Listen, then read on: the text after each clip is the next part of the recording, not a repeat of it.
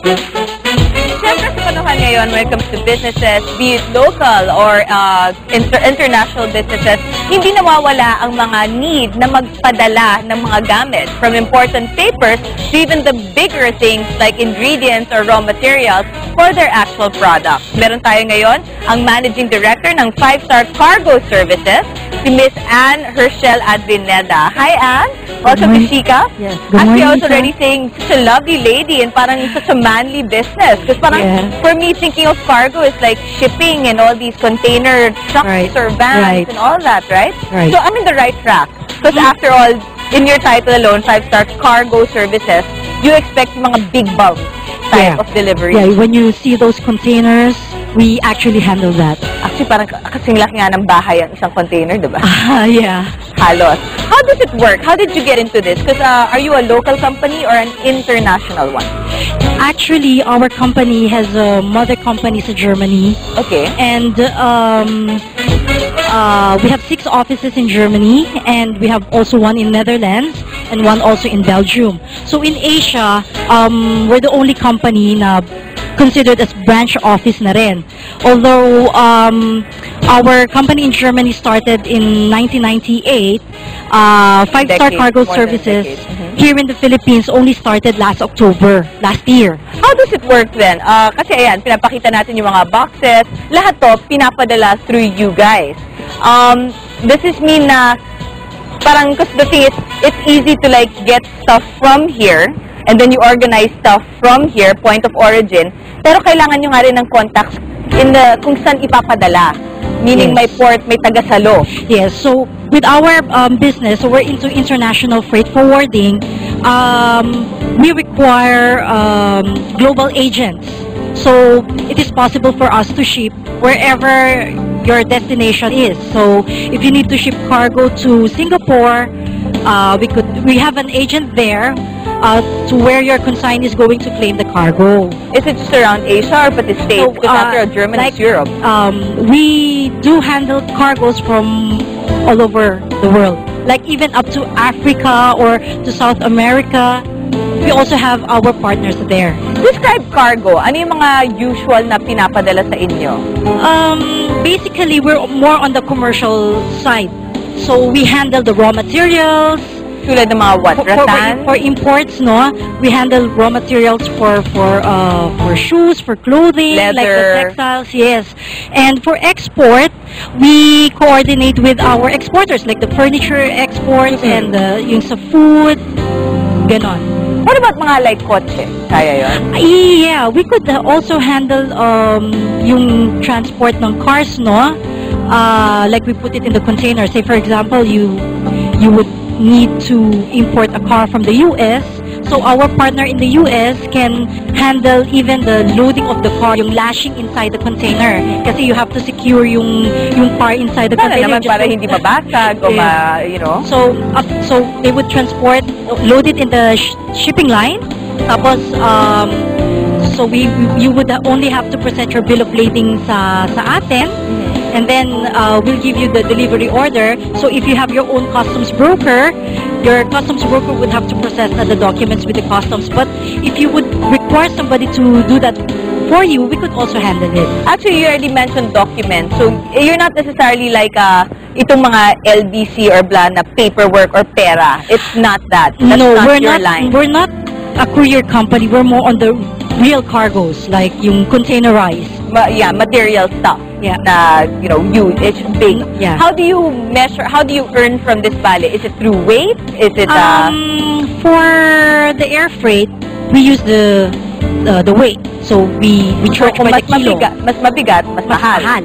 Okay. And for the sea freight, we measure by the cubic meter. So you give us the length, width, and height of your cargo.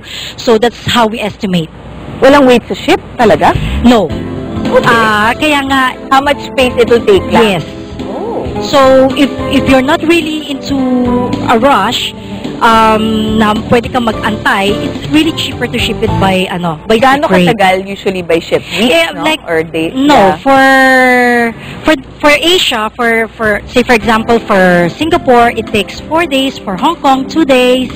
For Korea, 4 days. So for the US, it takes about 19 days. Pero syempre pag plane, next day or 2 2 to 3, maximum 3 days. already, so it's faster. And of Yes. course, more expensive. More expensive. But how do you check naman yung laman? Like, do you exercise any control Yeah, in the checking of what exactly are Actually, we require the invoice and packing list. So, whatever is the declaration ng Parang shipper, trust na lang. yes.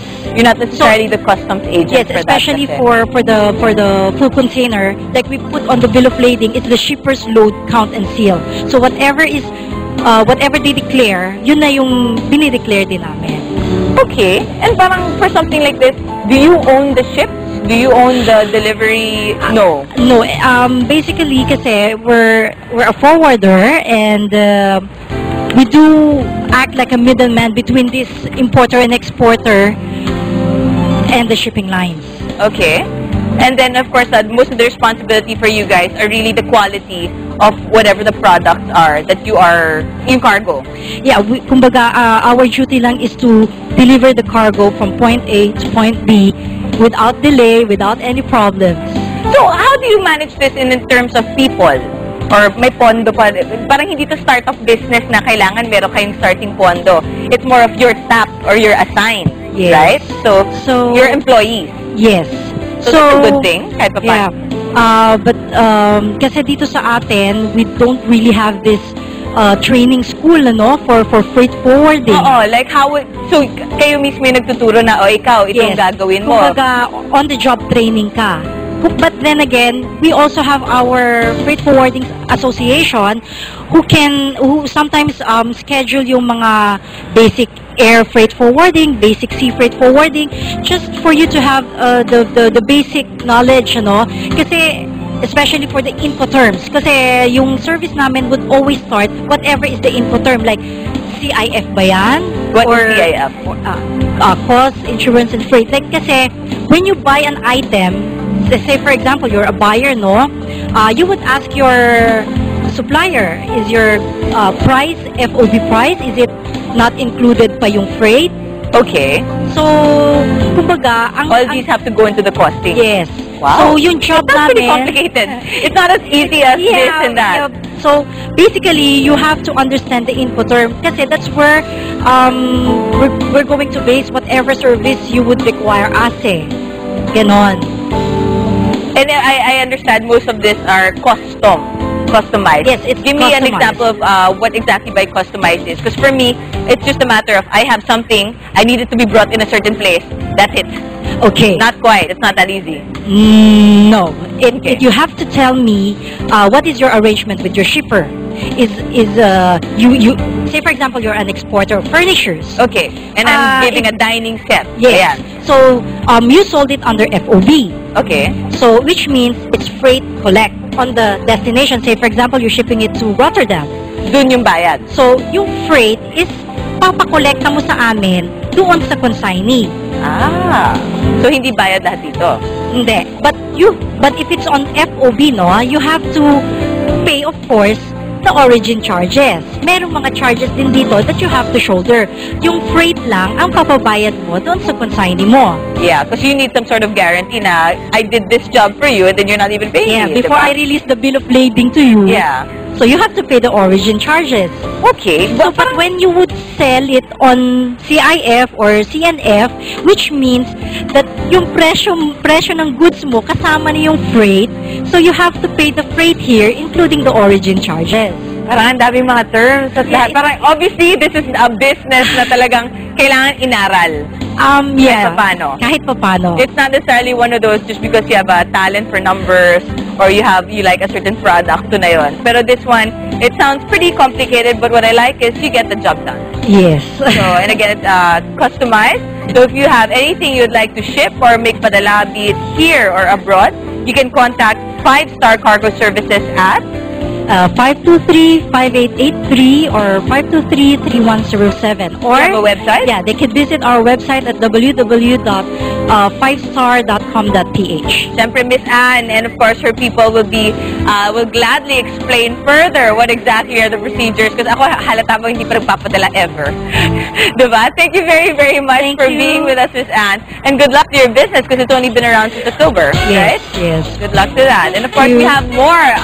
We have errand boys coming up and even mangosteen goods. Dito lang po sa Chika.